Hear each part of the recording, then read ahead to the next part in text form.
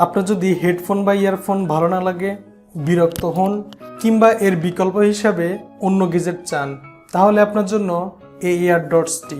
এটা হচ্ছে বাজেট এয়ারডট, কম টাকায় ভালো মানের গেজেট। চলুন দেখিনি এটাতে কি কি আছে বা সুবিধা ও অসুবিধা কি কি। আমাদেরকে এই প্রোডাক্টটি পাঠিয়েছে বিডি শপ। অরিজিনাল গেজেট এবং গিয়ারগুলো কিনতে আপনি ভিজিট করতে পারেন bdshop.com। ডেসক্রিপশনে আমি লিঙ্ক দিয়ে দিব, সেখান থেকে আপনি এই এয়ারডটসটি দেখে নিতে পারেন কিংবা কিনে নিতে পারেন।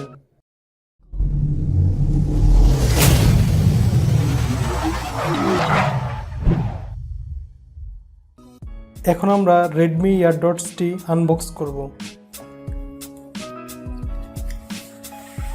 প্যাকেটের সাথে এটা হচ্ছে রেডমি এয়ারডটস ইউজার গাইড এবং এয়ার টিপস। ইউজার গাইড খুললে আপনি দেখতে পারবেন চাইনিজ লেখা, যেগুলো বোঝার সাধ্য আমার নেই, আপনি বুঝলেও বুঝতে পারেন। এটা হচ্ছে রেডমি এয়ারডটসের কেস, সাথে আছে 2 জোড়া এয়ার টিপস। আপনি আপনার পছন্দ মতো কিংবা আপনার কানের সাইজ অনুযায়ী এগুলো লাগিয়ে নেবেন, কিংবা যদি পুরনো হয়ে যায় তখন আপনি এগুলো লাগিয়ে নিতে পারেন। আমরা যদি একটু ওপেন করি তাহলে আমরা দেখতে পারবো ভিতরে ইয়ারবাডসগুলো। সাথে নেই কোনো চার্জার, নেই কোনো কেবল। যে কোনো কেবল দিয়ে আপনি এই কেসটিকে চার্জ করতে পারবেন। এই কেসটি এর চার্জার হিসাবে কাজ করে। যখনই এগুলো রাখবেন তখনই চার্জ শুরু হয়ে যাবে। এই কেসটি চার্জ হতে সময় নেবে 2 ঘন্টার চেয়ে একটু বেশি।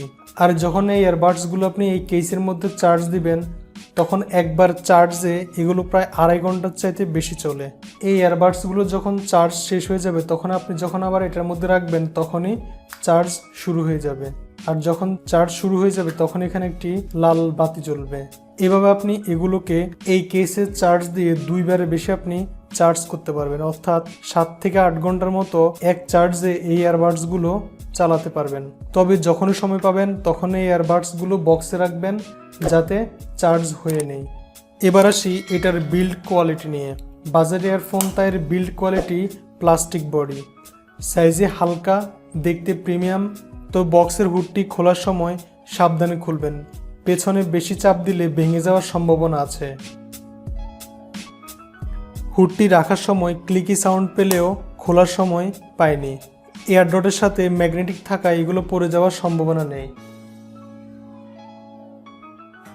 এবার আসি এর সেটআপ পদ্ধতি। প্রথমে আপনি কেসটি ওপেন করবেন, তারপরে আপনি কেস থেকে এয়ারবাডসটি তুলবেন। তোলার পরে আপনি মোবাইলের ব্লুটুথ ওপেন করবেন।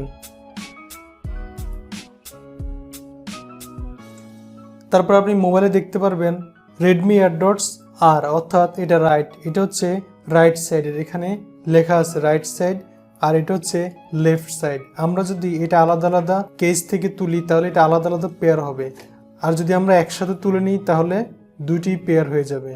তাহলে আমি এখানে রেডমি এয়ারডটস আর ক্লিক করলাম, তারপর দেখুন এখানে লেখা উঠছে পেয়ার উইথ রেডমি এয়ারডটস আর, অর্থাৎ রাইট সাইডটি আমরা এখানে পেয়ার করলাম।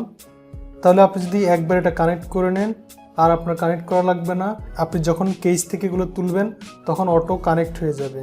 তারপর এখানে ভালো লেগেছে রেডমি এয়ারডটসের চার্জ কত পার্সেন্ট এগুলো এখানে শো করবে, অর্থাৎ এটার এখানে 100% চার্জ রয়েছে।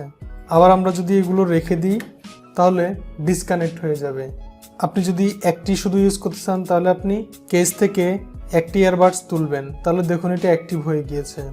কিংবা আপনি যদি শুধুমাত্র লেফট সাইডেরটি তুলছেন তাহলে আলাদা তুলবেন। অনেকে 2টি ইয়ারবাডস একসাথে কানেক্ট করতে পারেন না, তো আপনারা এই জন্য 2টি ইয়ারবাডস একসাথে আপনারা তুলবেন। তোলার পরে দেখুন এটা এখানে রাইট সাইডেরটি কানেক্ট হয়ে গেছে ফোনের সাথে এবং এটা অটো এটার সাথে পেয়ার হয়ে গিয়েছে। তারপরে আপনি এগুলো ইউজ করতে পারবেন। দেখুন আমরা যদি এখানে পজ বাটনে ক্লিক করি তাহলে এটা কিন্তু স্টপ হয়ে যাবে, অর্থাৎ আমাদের ইয়ারবাডসটি অ্যাক্টিভ হয়ে গিয়েছে। এতে আছে ব্লুটুথ 5, এর রেঞ্জ হচ্ছে 30 ফিটের মতো, মানে এক রুমে রেখে অন্য রুমে আপনি অনায়াসে গান শুনতে পারবেন। যেহেতু এটি বাজেট ইয়ারফোন তাই এতে কোনো প্রিমিয়াম ফাংশন নেই, সো এতে কোনো টাচ নেই। কন্ট্রোল করতে ইয়ারবাডসের বডিতে প্রেস করতে হবে, এটি কানের সাথে লেগে থাকে, প্রেস করলে কানে শব্দ হয়। এই জিনিসটি ভালো লাগে নাই, বাট কিছু করার নেই, টাচ দিলে এর দামের দিক দিয়ে হয়তো নাগালের ভেতর থাকতো না, তাই এটা মেনে নিতেই হবে। এটাতে কন্ট্রোল বলতে সিঙ্গেল প্রেসে প্লে এবং সিঙ্গেল প্রেসে পজ থাকছে, আর ডাবল প্রেসে ভয়েস অ্যাসিস্ট্যান্ট ওপেন হয়ে যায়। কন্ট্রোল করতে কষ্ট হলেও অনেক ভালো লেগেছে এর সাউন্ড কোয়ালিটি, বেসও অনেক ভালো, লাউডেও সমস্যা হয়নি। এই এয়ারডটসের কল কোয়ালিটি সম্পর্কে একটু বলি, তাহলে দুটি ইয়ারবাডসেই রয়েছে মাইক্রোফোন। কল কোয়ালিটি নয়েজে খুব একটা ভালো ছিল না, অন্য পাশ থেকে বেশিরভাগ সময় ক্লিয়ার শোনা যাচ্ছিল না। এটি যদি আপনি প্রথম ইউজ করে থাকেন তাহলে একটু আনইজি ফিল হবে, ইউজ করলে আস্তে আস্তে অ্যাডজাস্ট হয়ে যাবে। শুধু এই এয়ারডটস না, সব ধরনের হেডফোনের ক্ষেত্রে কিছু অনুরোধ রইল, তা হলো কান ভালো রাখতে একটানা বেশিক্ষণ যে কোনো হেডফোন আপনি ব্যবহার করবেন না। তাছাড়া এক্সট্রিম ভলিউমে মিউজিক না শোনার অনুরোধ রইল। আর রাস্তা পারাপার ও গাড়ি ড্রাইভ করার সময় যে কোনো ধরনের হেডফোন ব্যবহারে বিরত থাকবেন। এই ইয়ারবাডসটির প্রাইস 1600 টাকার আশেপাশে। এর দাম দেখতে বা কিনতে ডেসক্রিপশন বক্সের লিঙ্কে ক্লিক করুন।